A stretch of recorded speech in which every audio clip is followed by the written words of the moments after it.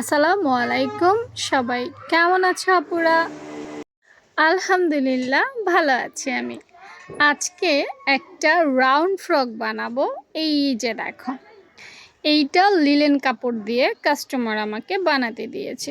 তো লিলেন কাপড়গুলোর একটা সুবিধা আছে এবং একটা অসুবিধা আছে। সুবিধাটা হচ্ছে লিলেন কাপড়ের পানা বেশি থাকে, তুমি রাউন্ড ফ্রক জোড়া দেওয়া ছাড়াই তৈরি করে ফেলতে পারবে খুব সুন্দরে। আর খারাপ দিক কি হলো জানো? খারাপ দিকটা হচ্ছে এই কাপড়গুলো সামলানো খুব কঠিন।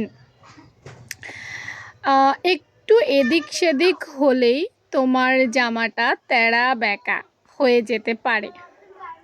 খুব সুন্দরে খুব সতর্কতার সাথে এগুলো কাটিং করতে হয়, সেলাই করতে হয়। প্রথমেই রুমা আপু কোমরের মাপটা নিয়ে নিচ্ছে, কিন্তু ভাগ্য খারাপ কারণ চকের দাগটা, আপু যেহেতু চক ব্যবহার করি তোমরা জানো, নর্মাল চক, তো চকের দাগ কোনোভাবেই উঠছিল না। এখন আমি যদি ভুলে যাই সেজন্য বারবার ফিতা দিয়ে ধরে তারপর কাটতেছি। দেখো এইভাবে কেউ কাটে? কি করবো বলো, প্রফেশন তো, যেভাবেই হোক পারফেক্ট তো হতে হবে।